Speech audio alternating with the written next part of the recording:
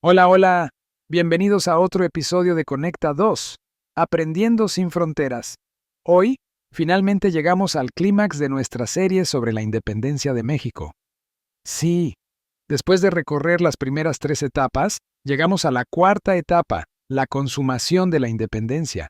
Y te estarás preguntando, ¿cómo después de tanto caos y tantos años de lucha se logró la independencia? Bueno, hoy te lo vamos a contar todo. ¿Recuerdan cómo dejamos a los insurgentes resistiendo con uñas y dientes en las montañas del sur en nuestro episodio anterior? Pues bien, en esta etapa el juego cambia de manera inesperada. Lo que parecía imposible finalmente sucedió. Los insurgentes, liderados por Vicente Guerrero, se aliaron con uno de sus antiguos enemigos, el mismísimo Agustín de Iturbide. Sí, el mismo Iturbide que hasta hace poco luchaba del lado de los realistas. ¿Cómo pasó esto? ¿Qué movió a Iturbide a cambiar de bando? ¿Y cómo se logró finalmente la independencia? Quédense con nosotros porque hoy desentrañamos una de las alianzas más sorprendentes de la historia de México. Hablaremos de los acuerdos, las batallas clave y la firma del Plan de Iguala que selló el destino de nuestra nación. Si creías que la independencia había sido solo una guerra larga y brutal, espera a conocer cómo se consumó todo en un giro inesperado. Vamos a descubrirlo.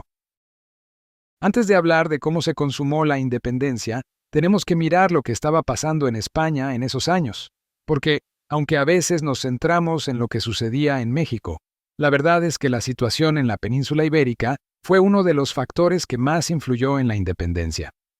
En 1820, España estaba en medio de un caos político. El rey Fernando VII, quien había sido restaurado en el trono después de la caída de Napoleón, decidió regresar a una monarquía absolutista. Esto no cayó bien ni en España ni en sus colonias.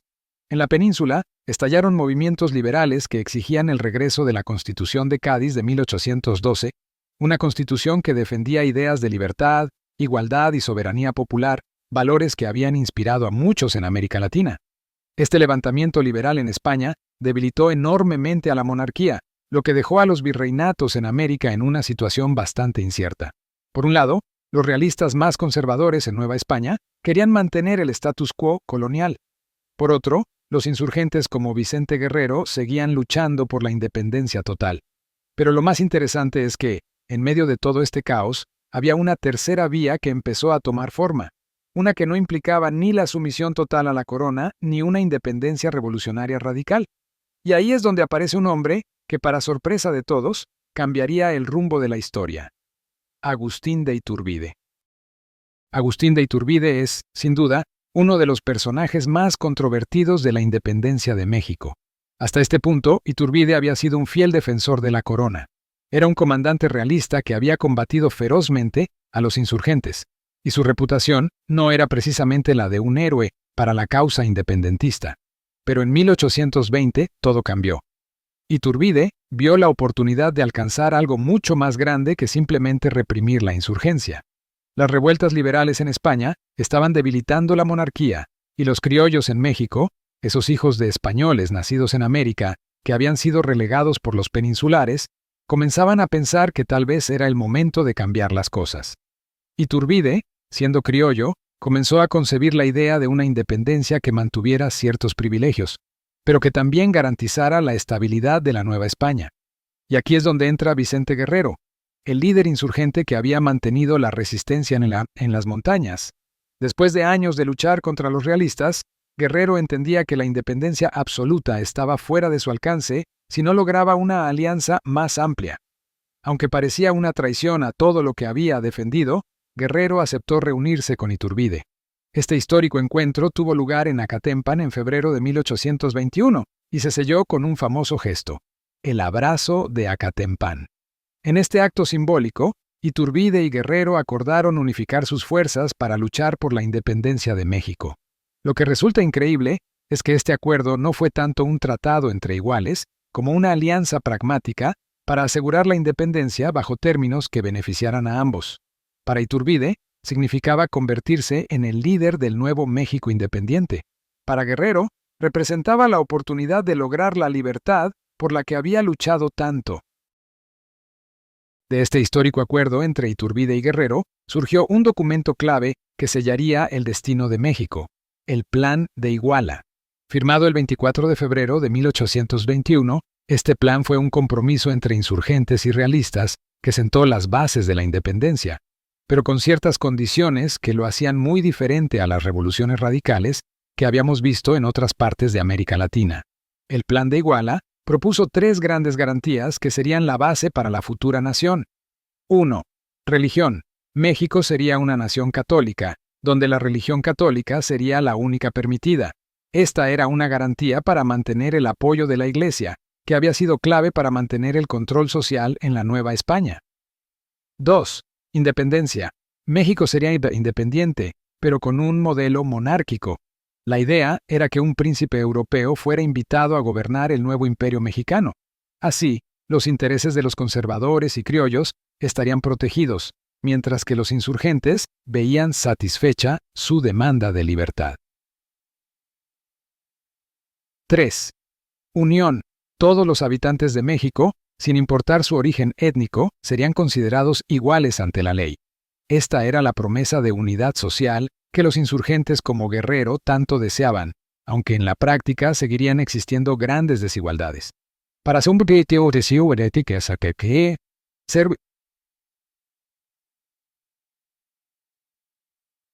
estas 3 garantías, se formó el Ejército Trigarante, una fuerza militar compuesta tanto por insurgentes como por exrealistas.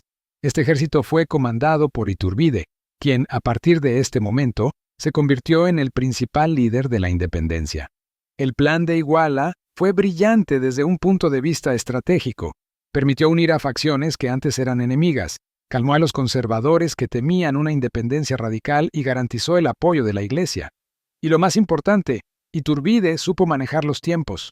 En lugar de seguir combatiendo, negoció una independencia pactada que evitó más derramamiento de sangre. El siguiente gran evento en esta etapa fue la entrada triunfal del Ejército Trigarante en la Ciudad de México el 27 de septiembre de 1821. Tras meses de negociaciones y con el virrey español Juan O'Donojú aceptando los términos del Plan de Iguala, la independencia se convirtió en una realidad inminente.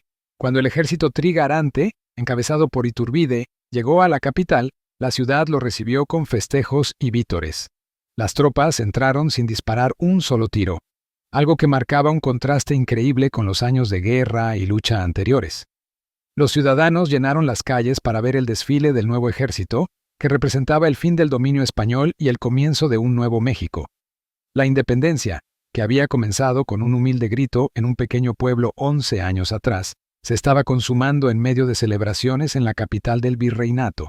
El virrey O'Donojú, que había llegado a Nueva España solo para encontrarse con una situación irreversible, firmó el Tratado de Córdoba, reconociendo la independencia de México bajo los términos del Plan de Iguala. Después de la entrada triunfal del Ejército Trigarante, México se encontraba en un momento único de su historia. La independencia había sido consumada, pero quedaba una gran pregunta por resolver. ¿Quién iba a gobernar este nuevo país? Según el Plan de Iguala, la idea era que un príncipe europeo tomara el trono de México. Sin embargo, ningún monarca europeo estaba interesado en asumir ese papel en un país recién independizado. Fue entonces cuando las miradas se volvieron hacia Iturbide. Para muchos, Iturbide había sido el arquitecto de la consumación de la independencia, y su popularidad era enorme. El 18 de mayo de 1822, en una movida política bien orquestada, Iturbide fue proclamado emperador de México bajo el título de Agustín Pirimo. El imperio mexicano había nacido, pero su duración sería breve y llena de desafíos. Pero bueno, esa es una historia para otro episodio, ¿no? La cuarta etapa de la independencia, que abarca desde 1820 hasta 1821, nos muestra un capítulo de la historia lleno de sorpresas y contradicciones. A diferencia de las primeras 3 etapas, donde la lucha fue constante y sangrienta, esta fase final fue más una cuestión de alianzas estratégicas, acuerdos políticos y negociaciones. Lo más interesante de esta etapa es cómo el cambio de bando de Iturbide marcó el rumbo del país. Pasar de ser un comandante realista a convertirse en el principal líder de la independencia nos recuerda que la historia está llena de giros inesperados. Para Vicente Guerrero, la alianza con Iturbide fue una decisión pragmática, que representaba la oportunidad de lograr por fin la libertad por la que había luchado tanto. Para Iturbide, fue una jugada política maestra que le permitió cumplir su ambición de poder. Este periodo nos deja varias lecciones. Una de ellas es que la independencia no siempre se logra a través de la fuerza bruta, sino que en ocasiones la diplomacia y la capacidad de negociación pueden ser igual de importantes. El Plan de Iguala fue una muestra de cómo las alianzas entre diferentes facciones, incluso entre antiguos enemigos, pueden llevar a grandes cambios. Además, este episodio final de la independencia nos recuerda que la unidad fue la clave para sellar la victoria. Sin embargo, el proceso no fue perfecto. Aunque se lograron la independencia y la unificación bajo el Plan de Iguala, el México que surgió después de 1821 enfrentó muchos desafíos. La promesa de igualdad y unidad no se materializó para todos, y las tensiones sociales y políticas persistieron. Aún así, este fue el primer gran paso hacia la construcción de una nación soberana. Y así, amigos, llegamos al final de este quinto episodio de Conecta 2, Aprendiendo sin Fronteras. Hoy hemos visto cómo la independencia de México, que parecía tan lejana después de más de una década de guerra, se consumó de manera inesperada gracias a la alianza entre insurgentes y realistas, y al Plan de Iguala, que logró unir a la nación bajo las famosas 3 garantías de religión, independencia y unión. La entrada triunfal del ejército trigarante en la Ciudad de México marcó el fin de más de 300 años de dominio español y el nacimiento de un nuevo país. Aunque México enfrentaría muchos desafíos en los años posteriores, la independencia se había logrado. Gracias por acompañarnos en este viaje a lo largo de las 4 etapas de la independencia de México. Ha sido un honor explorar con ustedes cada uno de estos momentos clave. Y recuerda, el aprendizaje no termina al cerrar un libro o apagar este podcast. Vive en cada pregunta, en cada reflexión y en cada paso que damos hacia adelante. Nos escuchamos en el próximo episodio de Conecta 2, Aprendiendo sin Fronteras, donde aprender es solo el comienzo. Hasta pronto.